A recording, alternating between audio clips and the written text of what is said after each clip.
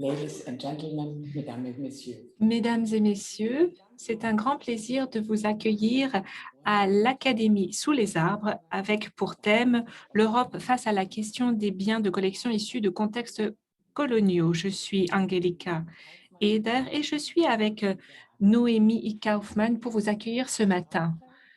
En ce qui concerne les langues, vous avez certainement remarqué que vous avez la possibilité de choisir les langues que vous voulez écouter. Vous pouvez bien entendu écouter la langue originale si vous comprenez l'allemand, l'anglais et le français. Vous pouvez sinon choisir la langue qui vous convient. Wir hatten diese Akademie unter Bäumen zu diesem Thema schon Cette Académie sous les arbres devait déjà se dérouler l'année dernière, sous les arbres, dans le parc de Genshagen. Le thème sur lequel nous allons discuter aujourd'hui est devenu encore plus pertinent et nous avons décidé d'organiser cette manifestation de manière numérique, tout comme les dialogues en humanité. C'est déjà le format que nous avons choisi pour cette dernière année.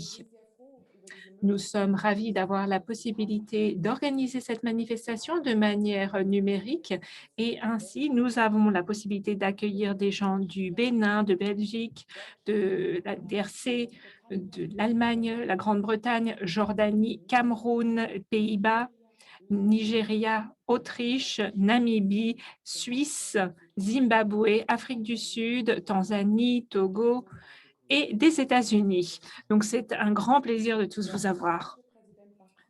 Le président français Emmanuel Macron a annoncé que le patrimoine africain ne doit pas rester emprisonné plus longtemps en Europe et a donc lancé ce débat. Il a demandé un rapport pour le retour et la restitution, le rapport Sarr-Savoy, qui a eu un impact très important. En Allemagne aussi, nous avons ce thème est largement traité. Nous avons décidé de retravailler la question de l'héritage colonial et de faire des recherches de provenance pour pouvoir avancer. Notre ministre, Madame Gutters, a demandé aussi qu'on étudie la manière dont nous allons traiter ces biens culturels en Allemagne. Autant en Allemagne qu'en France, nous avons cette volonté du retour vers les pays d'origine et nous voulons lancer cette discussion aujourd'hui. Nous voulons poser la question à nos voisins européens, savoir quelles sont leurs attentes et aussi entendre les attentes des pays dont ces objets trouvent leur origine. Merci aussi à nos interprètes aujourd'hui. Merci aux personnes qui financent cette manifestation aujourd'hui. Merci à nos sponsors et aux différentes fondations qui nous ont aidés dans l'organisation de l'événement et merci à Dialogue pour l'humanité et j'aimerais remercier aussi tous les participants. Geneviève Ancel, merci d'être parmi nous aussi. À présent, j'aimerais passer la parole à Noémie Kaufmann qui a préparé ce programme. Bonjour, merci. Et de ma part aussi, j'aimerais rajouter quelques éléments en complément du rapport Sarr-Savoy. L'Association des musées allemands a également publié et déjà révisé un guide pour le traitement des collections issues de contextes coloniaux. Et on travaille avec les pays d'origine. Des documents sur ce sujet ont également été produits aux Pays-Bas. Donc, nous souhaitons savoir maintenant quelles sont les différences entre ces différents concepts qui sont mis en place aujourd'hui. Quelles sont les approches proposées? Nous nous posons la question, comment les autres pays européens traitent-ils de cette question? Quel rôle joue la question juridique? Et nous voulions savoir quelles sont les exigences dans les pays d'origine et qui fait ces demandes ou qui pose ces exigences. La recherche de la provenance, la transparence, l'inventaire, la numérisation, la coopération internationale, la circulation, l'universalisme et la restitution Autant de termes qui jouent un rôle central dans la discussion que nous allons mener et certainement aborder aujourd'hui. Mais la réévaluation de l'histoire coloniale européenne et la question de la mémoire sont également centrales dans ce contexte. Dans les pays d'origine, le retour des objets peut aider à surmonter le traumatisme de la génération passée. Et elle cette restitution peut aussi renforcer l'accès à sa propre identité, à recommencer quelque chose de nouveau, et cela vaut principalement pour la nouvelle génération. Il s'agit donc de la mémoire là-bas, mais aussi ici, de la manière dont la mémoire peut contribuer à la décolonisation des sociétés européennes.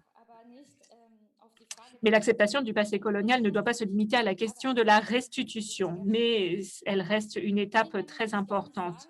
Je ne souhaite pas en dire plus, étant donné que nous allons entendre quelques déclarations d'introduction. J'aimerais toutefois vous rappeler les règles suivantes dans le cadre de dialogue en humanité. C'est quelque chose que nous réitérons à chaque fois. Ce sont des règles relativement simples de politesse qui peuvent paraître banales, mais qui sont très importantes et qu'on a souvent tendance à oublier. C'est pourquoi permettez-moi de vous les rappeler. Les règles sont la liberté d'expression, l'attention bienveillante, l'écoute et le respect et l'égalité de tous dans le discours transnational. À présent, j'aimerais vous présenter notre animateur, Axel Ramlo, journaliste à Deutschlandfunk Kultur. C'est lui qui va animer nos débats aujourd'hui. Vous avez la parole, monsieur. Merci, merci et soyez tous les bienvenus à cette académie sous les arbres. Effectivement, nous allons discuter de l'Europe face à la question des biens de collection issus de contextes coloniaux. Merci beaucoup à la Fondation Gensagen qui nous a réunis tous aujourd'hui. Et nous allons démarrer cet échange immédiatement avec le Bénin et la France, des pays qui ont été très marqués, bien sûr, par leur passé colonial commun, mais aussi qui continuent à travailler ensemble avec des perspectives peut-être parfois un petit peu différentes. Nous avons une contribution de Jean-Marc Ayrault qui va lancer ce débat. Il a beaucoup travaillé entre 2012 et 2016 lorsqu'il était Premier ministre sur ce thème-là, mais aussi en tant que ministre des Affaires étrangères plus tard. Et il a bien sûr travaillé sur la restitution des objets du Bénin. En 2016, il avait encore refusé certaines restitutions et nous allons entendre pourquoi maintenant. Malheureusement, il a d'autres engagements. Le président Emmanuel Macron l'a invité pour l'inauguration de la Fondation pour la mémoire de l'esclavage et c'est pourquoi il ne peut pas être parmi nous. Emmanuel Macron l'a invité étant donné qu'il est président de cette fondation. Emmanuel Macron l'a nommé à ce poste. Il nous a toutefois envoyé une vidéo pour nous faire part de ses idées et de sa réflexion sur les biens de collection issus de contextes coloniaux. Bonjour, guten Morgen. Je suis vraiment désolé de ne pas pouvoir dialoguer avec Marie-Cécile Zinsou. J'ai la chance de la connaître. J'ai vu aussi le travail qu'elle fait au Bénin avec son centre d'art, qui est un travail remarquable où elle fait le lien entre la création artistique contemporaine, mais aussi avec l'histoire et avec le patrimoine. Et je sais qu'elle est très engagée sur la question de la restitution des œuvres d'art qui appartiennent à l'histoire des pays africains. Et donc, je vais vous dire un peu mon sentiment sur cette question, qui est une question difficile, mais qu'il faut absolument aborder en face. Après le pillage humain de l'Afrique avec la traite et l'esclavage, c'est-à-dire lors de la première colonisation, la deuxième colonisation avec ses violences, avec le travail forcé, avec le statut d'infériorité des habitants de ces pays, le pillage massif du patrimoine artistique et culturel a eu lieu et s'est même poursuivi. pendant toute cette période. C'est un sujet souvent oublié. On parle davantage de la traite et de l'esclavage, même si c'est encore récent. Je préside la Fondation pour la mémoire de l'esclavage et je sais que c'est une question parfois sensible. Mais sur la question des œuvres, c'est encore plus sensible. C'est comme un sujet tabou, une question oubliée, et qui est revenu dans l'actualité récente par une initiative politique majeure que je salue, qui est celle du président de la République française, Emmanuel Macron, lors de sa visite en 2017, je crois, au Burkina Faso, à Ouagadougou, avait tenu un discours très important sur cette question et la nécessité de relancer ce débat, ou en tout cas même de le lancer tout simplement. Et c'est à la suite de ça qu'il a commandé un rapport à Felwine Sarr et à Bénédicte Savoy, qui a fait grand bruit et qui a soulevé bien des débats, et je dirais même des polémiques, notamment en France. Je ne sais pas ce qu'il en est dans les autres pays européens, parce que c'est vrai que cette question ne concerne pas que la France, elle concerne bien sûr l'Angleterre, le Royaume-Uni, elle concerne l'Allemagne, elle concerne les Pays-Bas et tous les pays colonisateurs. Et donc, c'est une question qui fait effectivement aborder en face, car il n'y aura pas de réconciliation sans ce travail.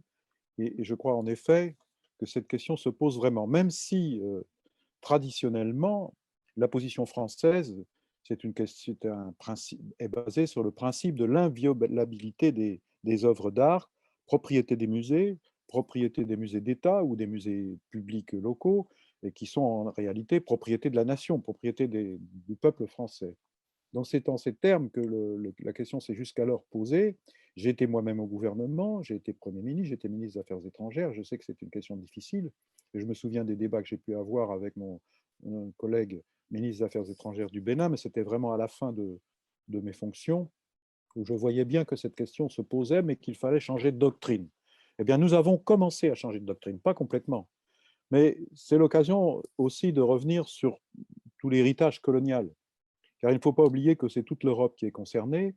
Il ne faut pas oublier qu'en 1884-85, Bismarck avait organisé un congrès à Berlin où les Européens se sont partagés l'Afrique. Et l'Afrique de l'Ouest était déjà en partie conquise par la France, mais s'agissant plus précisément du Dahomey, ce n'était pas encore le cas. C'est qu'en 1892 qu'a eu lieu une guerre de conquête du Bénin aujourd'hui, mais qui s'appelait à l'époque le Dahomey, et qui a donné lieu à un pillage systématique du trésor royal et des œuvres d'art qui s'y trouvaient. Le roi Béhanzin, qui était un roi qui jouait un rôle très important, a résisté, mais il a fini par être arrêté. Il a été mis en détention dans une île possession française en Martinique, et tout son patrimoine artistique et tout le trésor a été transféré en France. Et ces œuvres, qui sont d'une très grande richesse et qui ont aussi un caractère symbolique, sont devenues propriété de l'État français. Et on sait que pendant longtemps, cette dimension a été mise en valeur à travers les expositions coloniales, à travers les zoos humains, à travers les musées qui ont été dédiés à l'exotisme, le musée d'ethnologie, les musées de l'homme, que ce soit en France, en Allemagne ou en Grande-Bretagne, on rivalisait d'ambition pour mettre en place ces institutions. Donc ça a duré très très longtemps et c'est resté profondément ancré dans l'imaginaire des peuples. Et donc aborder cette question, c'est souvent douloureux, et c'est pourquoi je parlais tout à l'heure de sujet tabou. Mais il y a eu des tournants. Le tournant a été venu des artistes occidentaux, des artistes européens. Je pense par exemple à Apollinaire, qui a reconnu l'immense talent des artistes africains, qui l'a inspiré, qui a inspiré les avant-gardes, et qui a aussi bouleversé l'histoire de l'art, qui a mis en cause l'académisme, et qui a été aussi l'occasion pour ces artistes d'avant-garde de valoriser l'héritage des œuvres africaines. Donc ça a commencé, mais ça n'a pas suffi, car en 1928, par exemple, il y a eu toute une expédition qui a été organisée venant de France, dans toutes les colonies françaises, pour aller chercher des œuvres d'art. Hein, et alors, soi-disant en les achetant, mais en réalité en les pillant. Hein, et Michel Léris, par exemple, a écrit un livre qui s'appelle L'Afrique fantôme et qui raconte très bien ça. Et au début, il pensait faire œuvre utile, et petit à petit, il a pris conscience de ce qu'il était en train de faire, mais ça a contribué à enrichir encore davantage les collections qui sont dans les musées européens. Par exemple, pour la France, c'est 50 000 objets qui ont été ainsi pillés. Alors, l'histoire est très longue, je ne vais pas toute la raconter, mais je pense en effet que la revendication de la restitution des biens culturels et symboliques, ainsi que des restes humains, c'est une question qui est très importante. Vous vous souvenez peut-être que Sergi Batman, qu'on a appelé la Vénus Hottentote, qui a été exposée de façon odieuse dans les spectacles, les zoos humains, et qui était une femme née au Cap, et qui est morte en France et dont on a modelé le squelette et son squelette est resté dans les archives du musée et la France ne voulait surtout pas le rendre à l'Afrique du Sud où elle était née dans la région du Cap. Et après la fin de l'apartheid, lorsque Mandela est devenu président, il y a eu une revendication pour que son squelette soit restitué. La France l'a accepté. C'était une première exception. Son squelette est rentré dans son pays d'origine et elle a eu droit à une sépulture qui honorait sa mémoire. Donc je crois qu'il faut faire très attention. Les œuvres ont aussi un caractère spirituel, artistique et spirituel, en particulier au Bénin ou avec la culture vaudou. C'est une question très très importante. C'est pour ça que la question des restes humains participe aussi à cette transmission de l'histoire et de la mémoire. Donc cette question, elle interpelle les institutions politiques, elle interpelle aussi les musées, et les musées qui eux-mêmes ont commencé un travail.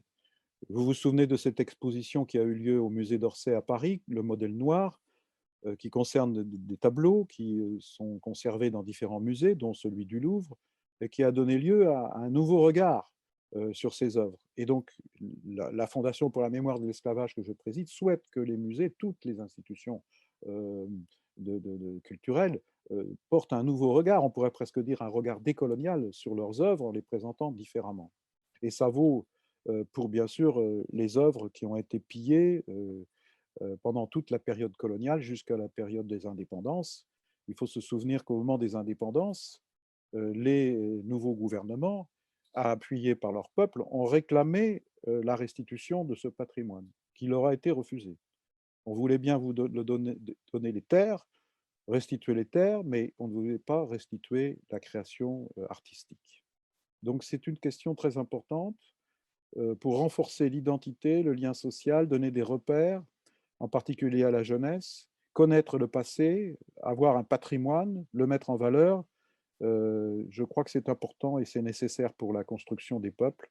Et c'est nécessaire aussi pour envisager entre les anciens pays colonisateurs et les anciennes colonies, c'est-à-dire aujourd'hui les pays d'Afrique, mais aussi d'Asie, de l'océan Indien, de nouveaux rapports pour que cette question soit abordée, soit posée. Alors le rapport Sarr et le rapport de Bénédicte Savoy demandent que d'abord on travaille sur l'inventaire et qu'ensuite des discussions puissent avoir lieu entre les pays demandeurs et les pays qui ont la propriété aujourd'hui de toutes ces œuvres.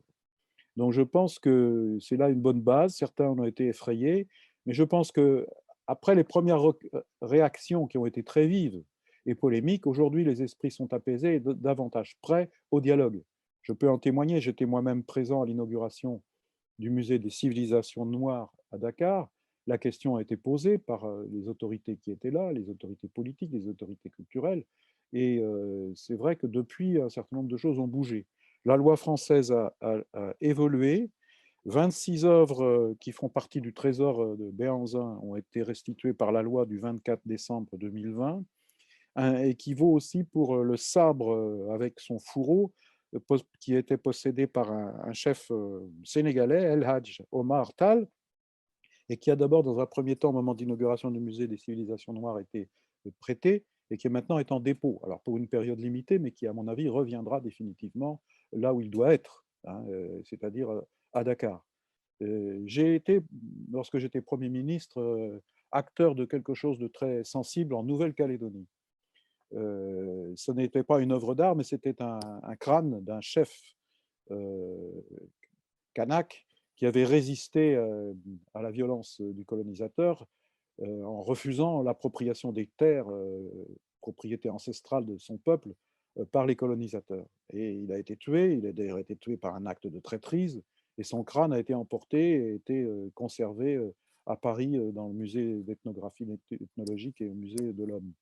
Et ce n'est qu'en 2013 que j'ai pris l'engagement en tant que Premier ministre que soit restitué ce crâne considéré comme un symbole de résistance aux colonisateurs. Et cette décision ne s'est pas faite de façon unilatérale, c'est-à-dire pas comme un acte paternaliste ou néocolonisateur, mais dans un dialogue avec le Sénat coutumier de la Nouvelle-Calédonie, parce qu'il y avait besoin d'étapes avant que ce crâne soit restitué et solennellement accepté, d'étapes de réconciliation des Kanaks entre eux, puisqu'il y avait eu des affrontements entre différentes tendances, et donc la culture kanak, c'est la culture de la réconciliation. Et ce crâne symbolisait ça. Donc, très longtemps après, ces restes humains symbolisent quelque chose de fort et permettent aussi à un peuple de se construire un avenir et un destin. Et donc, ce travail-là est un vrai travail de mémoire. Et je crois que nous avons suffisamment de hauteur de vue pour, à travers nos institutions muséales, aborder cette question de façon sereine, non pas polémique, non pas en imaginant que demain, tous les musées de Paris, de Berlin ou de Londres vont être vidés de toutes leurs collections, mais en traitant la question de façon juste, honnête, sincère. Je crois que nous pourrons avancer ensemble parce que l'enjeu, c'est bien d'avancer ensemble. C'est de construire en quelque sorte ce monde nouveau, d'égalité, de fraternité, et qui passe par le respect de l'histoire et de la mémoire, et qui passe aussi par le respect du patrimoine que se sont peu à peu constitués les peuples au cours de leur histoire, avec tout ce que ça comporte comme contradiction. Donc c'est ça que nous devons aborder, l'aborder franchement. Et je suis heureux de vous dire mon engagement aujourd'hui, même si je ne peux pas le faire physiquement, je ne peux pas le faire plus longuement en dialoguant avec vous, mais je souhaite que vous puissiez avoir un échange fructueux. Vielen Dank an Jean-Marc Ayrault, also an dieser Stelle für seine Perspektive, der ehemalige Merci beaucoup, Jean-Marc Ayrault.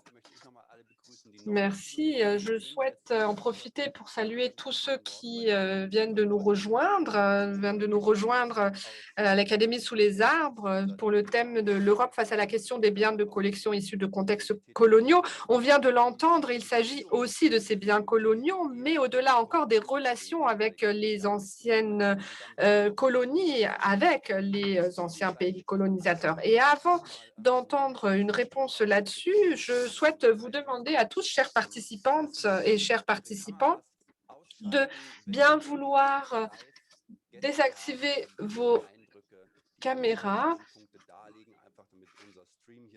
afin que le réseau ne soit pas trop sollicité et qui nous permette de bien mener cette réunion, cette académie sous les arbres à bien. Et ensuite, vous aurez la possibilité, évidemment, de prendre aussi la parole, de poser des questions si vous le souhaitez. Le moment venu, je vous expliquerai comment vous y prendre. Et évidemment, lorsque vous prendrez la parole pour poser des questions, vous pourrez bien sûr réactiver vos caméras pour que nous puissions vous voir. Mais idéalement, tant que vous ne prenez pas la parole, nous vous serions gré de bien vouloir éteindre la caméra. Maintenant, nous allons donner la parole à Marie-Cécile Zinsou qui va nous présenter sous différents aspects, différentes perspectives, cette question des biens de collection. Elle préside la Fondation Zinsou à Berlin. Et cette fondation traite justement de ces sujets, s'engage fortement pour que les biens de collection soient restitués à l'Afrique. Madame Zinsou, bienvenue, vous avez la parole. Merci beaucoup. Alors, merci de m'avoir invitée et je vais essayer de raconter un peu ce qui s'est passé au Bénin dans les 15 dernières années. Parce que l'histoire de la restitution au Bénin a commencé en fait en 2006. En 2006, le musée du Quai Branly a ouvert ses portes à Paris.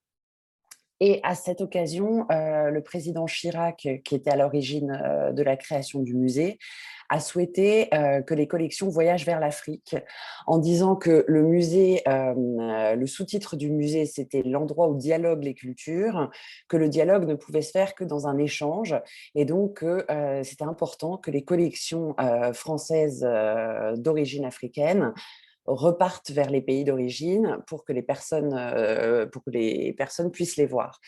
Et en juin 2006, il s'est mis d'accord avec le président du Bénin pour qu'on puisse présenter au Bénin une exposition des régalias du Dahomey. Et donc, ces objets qui étaient partis, comme l'a dit le Premier ministre Jean-Marc Ayrault, en 1892, sont revenus pour la première fois à l'occasion du centenaire de la mort du roi Béhanzin en décembre 2006. Alors, c'était un peu une gageure. Moi, je m'en suis occupée parce qu'il fallait montrer ces œuvres à Cotonou et que j'avais créé le seul musée de Cotonou. Donc, du coup, j'ai été le partenaire technique de l'État français et de l'État béninois. Et c'est moi qui ai organisé l'exposition pour les deux États. Alors, cette exposition a rencontré un succès public tout à fait important. Il faut savoir que c'était donc la première fois que ces 34 objets revenaient au Bénin. Il y avait à la fois des trônes des rois, il y avait des récades, il y avait des objets très symboliques du pouvoir dahoméen. Et en 3 mois, nous avons reçu 275 000 personnes qui venaient voir leur histoire et voir les traces de cette histoire qui n'était pas très connue pour la première fois. À la fin de cette exposition, la question s'est forcément posée. Pourquoi ces objets repartent-ils? Ils viennent de chez nous, c'est les portes du palais, c'est notre histoire.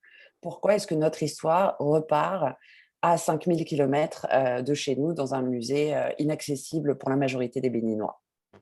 Et c'est à ce moment-là, en fait, que la question de la restitution a été évoquée pour la première fois dans le débat public au Bénin. Comment faire pour avoir accès à ces objets de façon libre, régulière, pour les plus jeunes comme les plus âgés, les gens qui n'avaient jamais eu accès à ce patrimoine? À ce moment-là, en étant et française et béninoise et en connaissant un peu la loi et le code du patrimoine français, le patrimoine français est inaliénable. Donc, en réalité, il n'y a quasiment aucune possibilité de récupérer ce patrimoine. Ça semblait impossible à l'époque. Il y avait la possibilité des prêts à long terme, mais avec tout ce que la symbolique du prêt de l'ancien colonisateur à l'ancien colonisé peut avoir de négatif. Donc, le prêt à long terme était quelque chose de compliqué. Et puis, cette histoire a fait son chemin dans la société béninoise. C'est quelque chose qui était évoqué régulièrement dès qu'on voyait des vidéos sur TV5, France 24, des collections du Quai Branly. La question se reposait régulièrement de pourquoi n'a-t-on pas accès à notre patrimoine? Et la donne a changé en juillet 2016, quand nous avons eu des élections présidentielles et le nouveau président a fait de la restitution un axe prioritaire de sa politique culturelle, ce qui était entièrement nouveau, puisque jusque-là, depuis 1960, les présidents n'avaient pas été très engagés au Bénin sur la question du patrimoine, des musées et de l'héritage. Et donc, nous nous sommes retrouvés en juillet 2016 avec cette déclaration du gouvernement qui disait qu'ils allaient demander à la France la restitution d'une partie du patrimoine dahoméen conservé dans les collections publiques. À ce moment-là, je crois que le Premier ministre Jean-Marc Ayrault l'a bien expliqué, tout en comprenant l'urgence de ce sujet et la réalité. Il était déjà venu lui-même au Bénin et nous avions déjà parlé de ces questions d'accès à la culture, d'accès au patrimoine, donc c'est quelqu'un qui était très sensible à ça. Mais la demande faite en septembre 2016 est rentrée en conflit avec un calendrier politique qui rendait les choses impossibles et la possibilité de changement quasi nulle. Jean-Marc Ayrault a répondu que ce n'était pas possible et que le patrimoine français était inaliénable parce qu'il faut se rappeler qu'à ce moment-là, il restait 4 mois de gouvernement au gouvernement de François Hollande. Et en 4 mois, il était impossible de faire changer la loi, sachant que le président, en plus, n'avait pas de majorité à l'Assemblée nationale.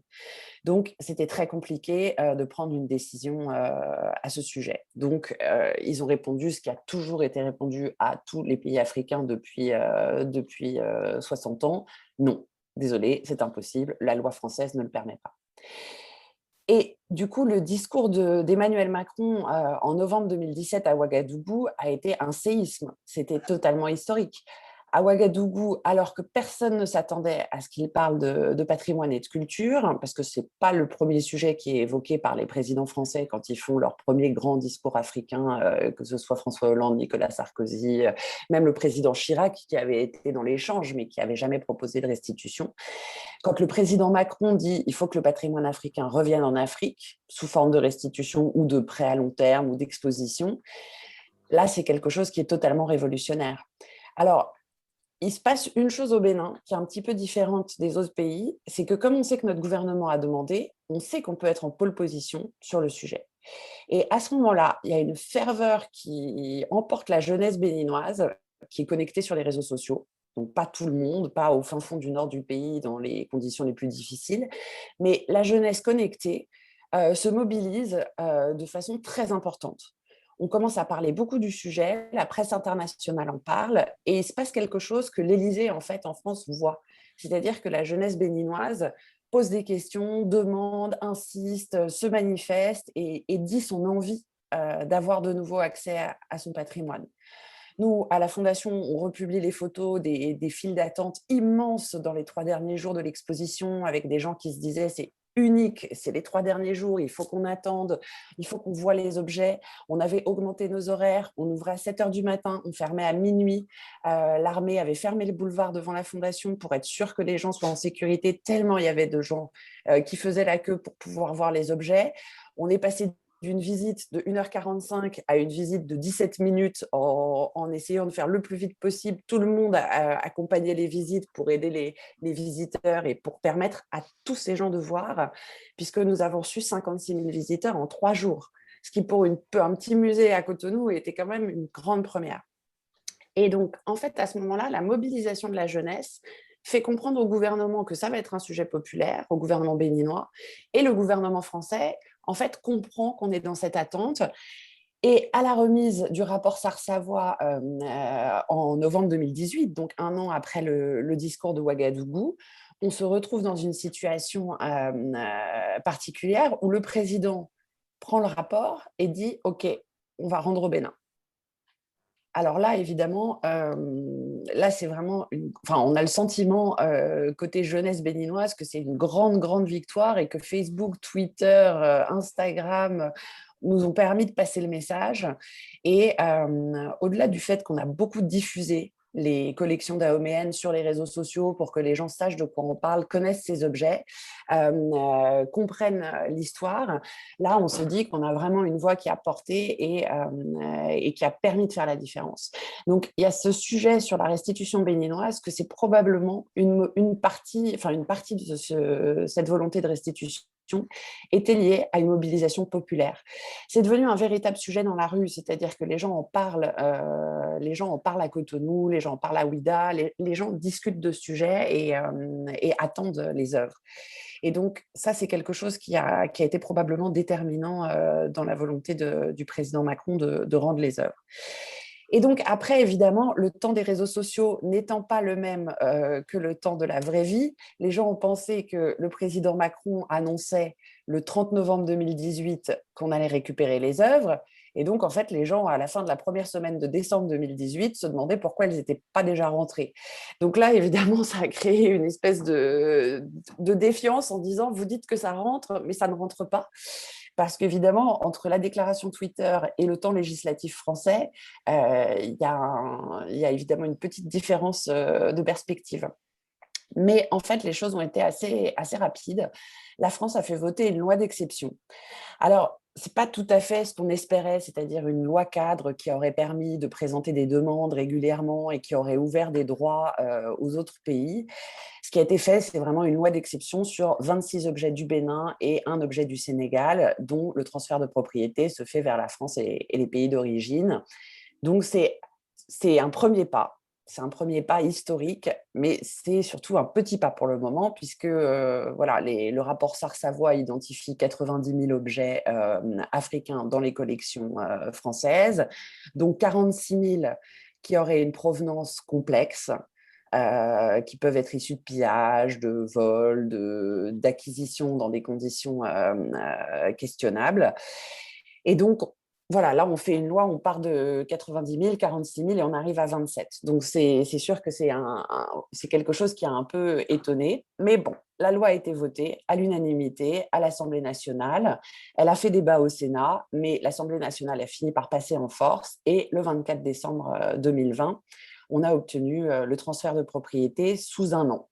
Ce qui veut dire qu'après, de 2006 à 2021, l'exposition qui était là en 2006 va en fait être de retour en 2021, mais cette fois-ci, ce sera une propriété béninoise.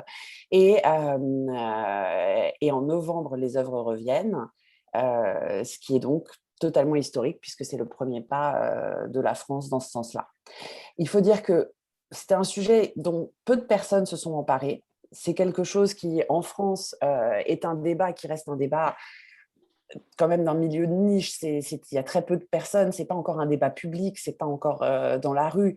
Il y a eu quelques actions d'éclat, comme cet activiste qui essaye de prendre des objets dans les musées pour dénoncer la situation d'objets prisonniers, comme il dit, dans les musées français.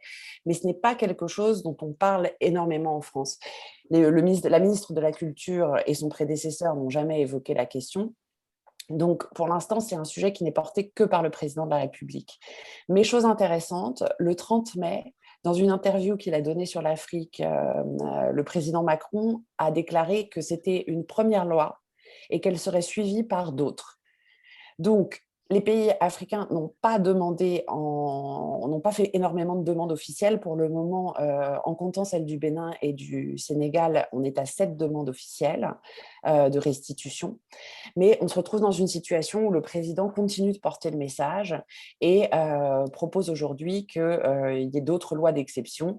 Et certains députés français ont proposé de travailler sur une loi cadre qui éviterait de repasser des lois systématiquement, mais qui ouvrirait une opportunité plus large pour le dialogue culturel entre pays d'Afrique et la France. Voilà un peu la situation aujourd'hui du Bénin face à la restitution. Et donc là, officiellement, nous sommes à 4 mois du retour des œuvres qui sont présentées au musée d'Ouidah.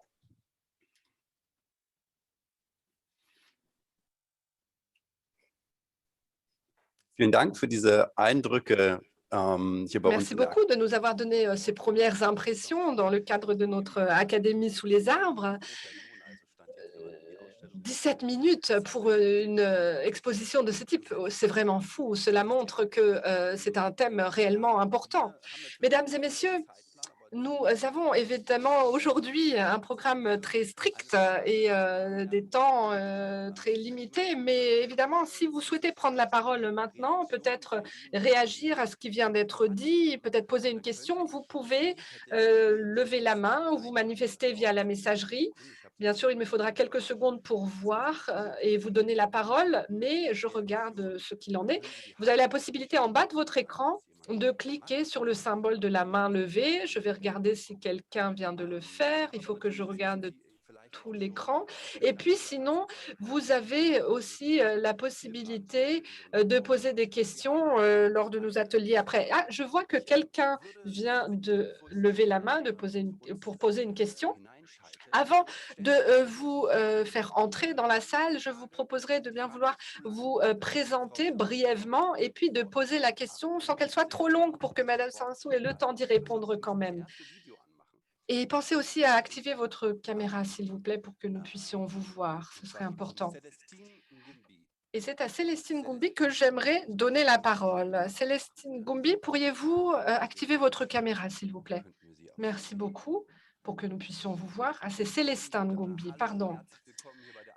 Bonjour, bienvenue à vous, à notre Académie sous les arbres. Célestin, je vais maintenant vous mettre à l'écran. Bienvenue à vous. Vous pouvez activer votre micro et prendre la parole.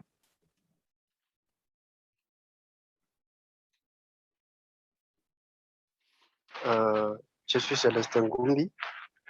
Je suis journaliste à la Channel Télévision de Goma, en République démocratique du Congo. La ville est voisine du Gisenyi, celle du Rwanda, où il y a eu l'éruption du volcan Nyiragongo le 22 mai. J'ai suivi avec attention les interventions des uns et des autres et des unes. Euh, je suis tellement content, mais j'avais une préoccupation, ce n'est pas une question. Ma préoccupation était de savoir si l'école des arbres est déjà au niveau de la RDC ou bien il y a des structures qui collaborent avec vous parce que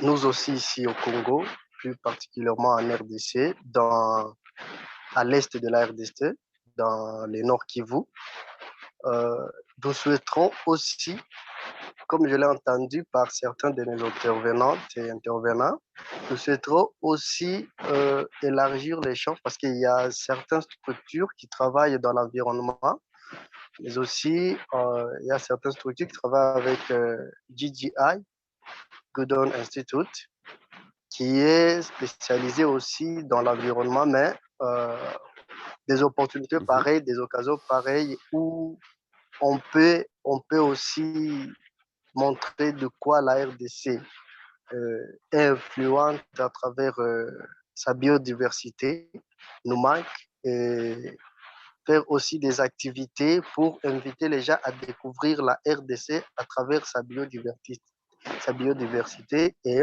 pourquoi pas faire cette école d'arbres, une brèche ici en RDC où les gens peuvent déjà avoir des précurseurs qui peuvent les aider à bien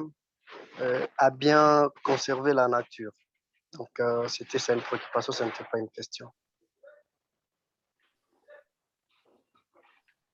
Also Herrn Gumbi, stellvertretend für die Akademie unter Bäumen. Monsieur Gumbi, je représente aujourd'hui l'Académie sous les arbres et je peux vous dire que vous êtes au bon endroit. C'est le meilleur moment pour faire connaissance. Nous avons votre contact, vos coordonnées. Donc, je pense que nous pourrons trouver un moyen à la fin de la journée de prendre contact avec vous. Et nous allons avoir aussi l'occasion d'avoir d'autres voix, d'autres pays d'Afrique ici aujourd'hui. En tout cas, j'ai pris note de votre suggestion pour laquelle je vous remercie.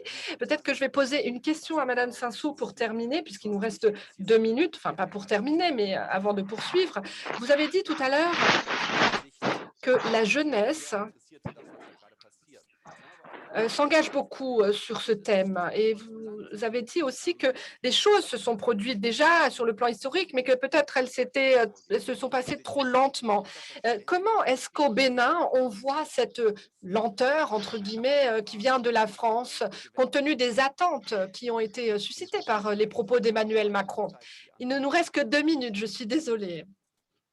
Je vais essayer d'être rapide. Écoutez, il y a beaucoup de questions, il y a un peu de défiance, mais c'est une défiance qui est assez légitime parce qu'on ne peut pas faire abstraction du contexte et on est dans un contexte où on a eu souvent beaucoup de promesses des chefs d'État français qui ne se sont pas toujours réalisées. Donc, il faut bien admettre que la génération jeune, elle attend de voir pour croire. On va présenter les choses comme ça. Du coup, on a dit qu'il y avait ce décalage entre les déclarations politiques et publiques et la réalité de l'action. C'est vrai que l'année dernière, quand le projet de loi n'était pas encore écrit, présenté, on a eu un petit moment de découragement. En juin, juillet dernier, on s'est dit on ne va jamais y arriver. Et tout à coup, en juillet 2020, le projet de loi accéléré est arrivé et en fait, la procédure a été extrêmement rapide puisque juillet, le texte de loi a été présenté, octobre, il a été voté à l'Assemblée, novembre au Sénat, décembre, retour à l'Assemblée. Et voilà.